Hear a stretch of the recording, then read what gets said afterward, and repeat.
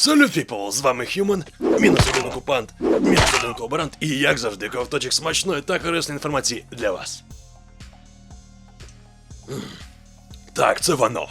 Ну що, друзі, сьогодні ми з вами поговоримо про проблеми українізації The Last of Us, а також розвіємо чутки з приводу GTA 6. Обговоримо колекційне переведення гри Psychonauts 2, подивимося, які цікавинки нам готують розробники гри The Callisto Protocol, та що нового нас очікує з вами у доповненні The Sims 4. Нарешті ми з вами побачимо випущений реліз хардкорний мод по третьому Battlefield. Обговоримо з вами геймплейний ролик The Lord of the Rings Heroes of the Middle-earth. Та наостанок подивимося з вами на новеньку сторінку Activision у Steam. Тож, подивитися, я створив. Ну що, українську підвезли у першу ластуху? І так, і ні. Ну тобто локалізація вона начебто є, але поки що неофіційно. Наразі ж перекладачі вони користуються файлами оригінальної версії з PlayStation 3, ну щоб потім мати змогу перенести їх у ремейк, коли він з'явиться на ПК. А після цього автори локалізації вони спробують, все ж таки достукатись до Sony, щоб цей переклад був визнаний офіційним. Звісно, неодноразово траплялись випадки, коли неофіційна українська локалізація була визнана розробником і офіційно додана у гру. Ну от, хоча б взяти нещодавну українізацію Ghost Runner, про яку я вам розповідав вже раніше. Проте, друзі, згадана локалізація The Last of Us наразі це зовсім інша ситуація. І давайте я вам поясню чому. По-перше, вона нелегальна. А як ми знаємо, неофіційні переклади ігор це фактично моди, які наче не порушують жодних правил чи законів. Але на консолях такий підхід не працює. Для отримання доступу до файлів вам потрібна прошита консоль, що саме по собі вже являється піратством. А длубання у файлах консолі гри є безпосереднім порушенням ЄУЛа видавця, тобто ліцензійної угоди. А по-друге, вона просто не працюватиме. На перший погляд не має бути жодних проблем, адже у Last of Us Part 1 лише заміняють рушій, а озвучені тексти залишаються точно такими ж, як в оригіналі. Але не все так просто. The Last of Us на PS3 і PS4 вони мають абсолютно різну файлову структуру, бо архітектури самих консолей різні. І це ще при тому, що в них одинаковий рушій. Інакше кажучи, навіть якщо українізатор The Last of Us із зломаної PS3 все ж буде завершено, у своєму базовому вигляді він просто не працюватиме на ПК-версії ремейку. І останнє. Українізація просто не потрібна самій Sony. Невже ви вгадаєте, що Sony, яка завжди самостійно контролює локалізацію власних продуктів, бо несе за них відповідальність, вона би пристала би на такі умови? Окей, давайте хоча б чисто гіпотетично. Якби Sony шукала підрядників для української локалізації, то Postmodern, Шлях Бетрав чи Unlock Team є значно надійнішими виконавцями, ніж Solomon Kane. Так, це саме той, який свого часу збирав гроші на українську локалізацію GTA 5. І наостанок цієї новини хочу все ж таки додати. І вам не дивно, що все ж таки доводиться нагадувати у 2022 році, що піратство, особливо наразі, не надто вірне рішення. І до того ж це капець як шкідливо, якщо ми дивимося на все це з приводу локалізації ігор на українську мову.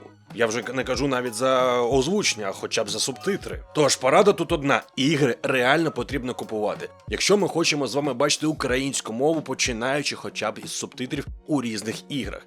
Бо якщо не купувати ігри, якщо піратити, і навіть, можливо, якщо купувати лише тоді, коли там проходить кілька місяців і там знижки, це теж не вихід. Я розумію, іноді дорого, але треба чимось жертвувати. Тепер щодо 6-ї GTA та по злитій інфі по ній. Типу її там багато. Відомий інсайдер Джейсон Шрайер, коментуючи чутки про GTA 6 на популярному порталі Reddit, він заявив, що нещодавний витік інформації – це не більш ніж фантазії прихильників серії. І в своєму повідомленні він каже, що доступ до подібної інформації в таких обсягах, та я нагадаю, що інформації злив дуже багато. Так от такий обсяг даних може бути тільки у вищих менеджерів студії. І от їм, безперечно, немає жодного сенсу робити такі заяви, адже гра знаходиться на початковому етапі розробки, а до моменту релізу в ній може багато чого змінитися, якщо і не ледь усе. Тож, друзі, давайте чекати. А то, якщо ми зараз зіб'ємо з думки наших рокстарів, вони забудуть за GTA 6 і почнуть знову робити, скажімо так, перевидання 5-ї частини, замість того, щоб працювати над новою 6-ю. І, до речі, друзі, якщо хтось з вас не в курсі, саме я цікавлюсь не лише ігровою індустрією, але ще й ПК-залізом. А саме для цього у мене існує окремий канал Human Vast, де я роблю огляди та тестування відеокарт, центральні процесори розгін оперативної пам'яті тощо, а також, звичайно, IT-новини у нашому світі. Тим паче вже канал мовить українською. Тож, якщо ви теж полюбляєте тему IT або просто цікавитесь цією сферою, долучайтесь, всі активні посилання, як завжди, в описі під відео. Буду щиро радий вас там бачити та ваші коментарі. Як мінімум для підтримки.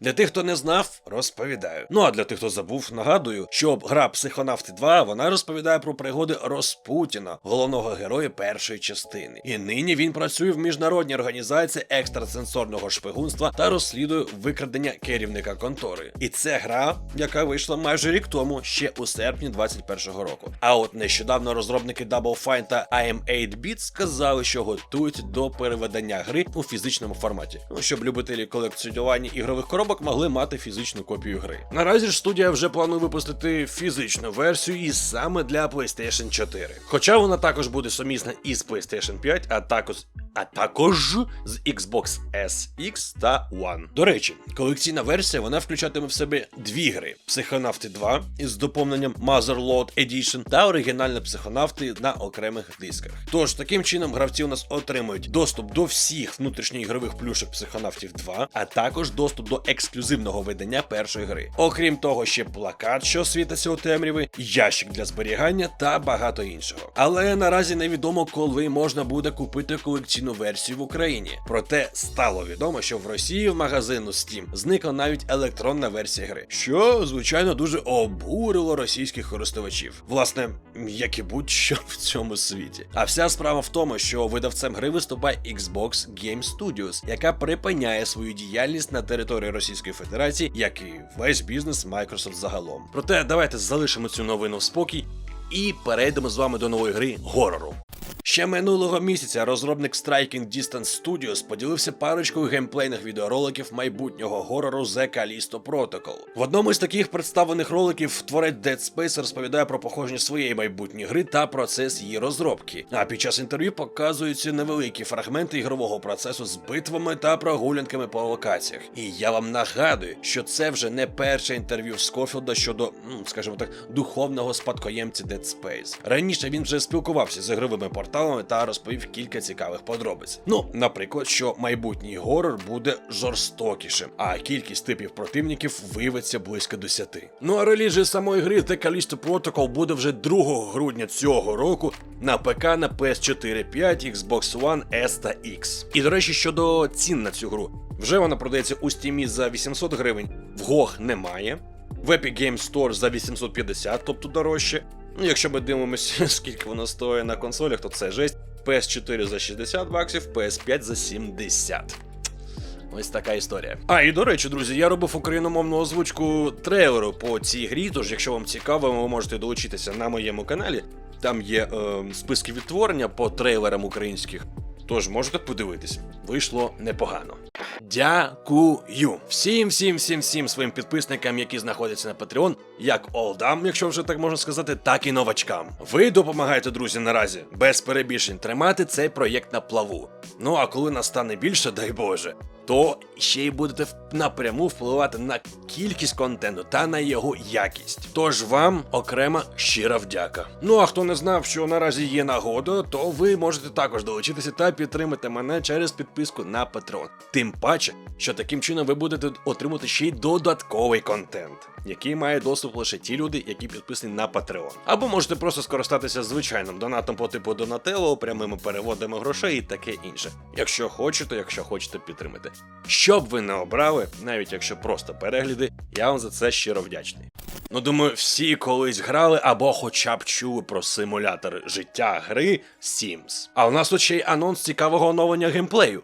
Начебто. Зі слів розробників, наступне безоплатне оновлення за Sims 4, яке вийде разом з High School Years Expansion Pack, додасть можливість обирати сексуальну орієнтацію вашим сімам. І згідно з інформацією від Джесіки Крофт, це головна дизайнерка доповнення High School Years Expansion Pack, тепер на екрані створення вашого сіма з'являться 3 додаткові параметри. Перший звучить так: цього сіма романтично приваблюють. Тобто ви зможете позначити будь-яку комбінацію привабливостей, включно з усіма або жодною. жодний. І надалі вибір розшириться, щоб включити додаткові гендерні ідентичності, яких наразі у грі немає. Таким чином ми переходимо до другого пункту, який звучить наступним чином. Цей сім зацікавлений у дослідженні своєї сексуальності. Тобто цей параметр визначає, чи може сексуальна орієнтація вашого сіма змінюватись під час гри. Тобто, якщо ви обираєте ні, вона залишиться сталою. А під час гри сім буде рішуче відхиляти залицяння статі, яка його не цікавить. А обираючи так, сім матиме сексуальну орієнтацію, яка буде вказана у попередньому параметрі, але вона може змінюватись під час гри. Ну і третє, це у нас звучить наступним чином. Цей сім цікавиться вуху. Вуху в грі – це назва сексуального акту. Цей параметр вказує, з ким сім може робити вуху. Тож можна буде нічого не обирати, якщо ви хочете зробити сіма асексуальним. І більше того, Джесіка наголосила, що наступні оновлення продовжуватимуть покращувати представлення спільноти LGBTQAI у The Sims 4. Ну, як вам? Розумний хід чи просування повісточки? Так, друзі, все, нюні в сторону і переходимо до екшн-шутеру третьої батли. Так, друзі, це той самий мод, який роблять вже 7 років. 7 років, Карл! Спираючись на інформацію, то кажуть, що над проєктом працювала величезна команда розробників із 14 країн, а об'єктом натхнення стала аналогічна модифікація Project Reality для Battlefield 2. І за весь цей час у Reality Mod змін зазнали дуже багато ланок. Це і режими гри, кількість гравців, поведінка зброї в бою, система пошкоджень та багато іншого. А поява у грі системи динамічної зміни погоди, вона покликана урізноманітити геймплей, а оновлені ігрові механіки змусять гравців працювати в команді, значно злагодніше. А що порівнювати з тим, що було раніше? Залишатися завжди на зв'язку один з одним та обмірковувати тактику. Але, друзі, враховуйте, щоб пограти в Reality Mod, вам потрібна наявність ліцензійної третьої батли та всіх DLC. І якщо що, то покрокова інструкція, звичайно, доступна на сайті. Днями Capital Games та EA вони опублікували тизер-трейлер мобільної RPG The Lord of the Rings Heroes of the Middle-earth. І розробники нарешті розкрили сюжетні подробиці та розповіли про початок тестування. І поки поглянути на проєкт на власні очі можуть лише деякі жителі Філіппін із пристроями під керуванням Android. Втім, на YouTube вже з'явилися перші записи ігрового процесу. Але я вам так скажу, що при перегляді цих роликів виникають питання до графіки та дизайну. Тим не менш, говорячи за гру, то Heroes of the Middle-earth – це гра з колекціонуванням відомих персонажів із книг Толкіна та покроковими боями. А на кону стоїть нове кільце, яке здатне переписувати історію, і тому кільце всевладдя можна сміливо здати до найближчого ломбарду. Сама ж The Lord of the Rings Heroes of the Middle-earth, вона вийде як на Android, так і на iOS, проте точна дата релізу поки не визначена. А поки ще одна компанія переходить на мобільний ринок, бо там кешик, то компанія Activision засвітилася тепер у Steam.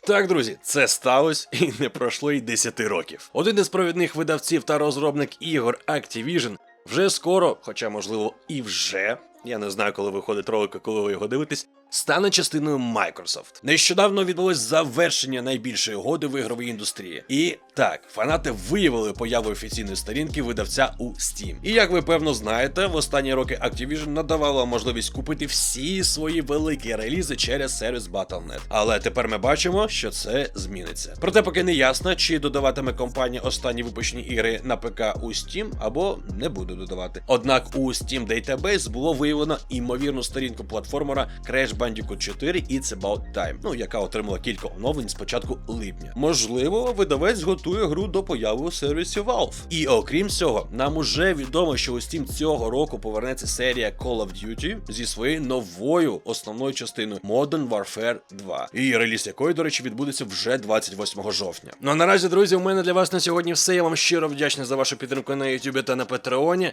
З вами, як завжди, був Human, і як завжди, долучайтесь до мого стрімерського та IT каналу. Всі посиланнячка є, або десь тут ви побачите посилання теж. З вами, як завжди, був Human, і як завжди, кайфової вам гри.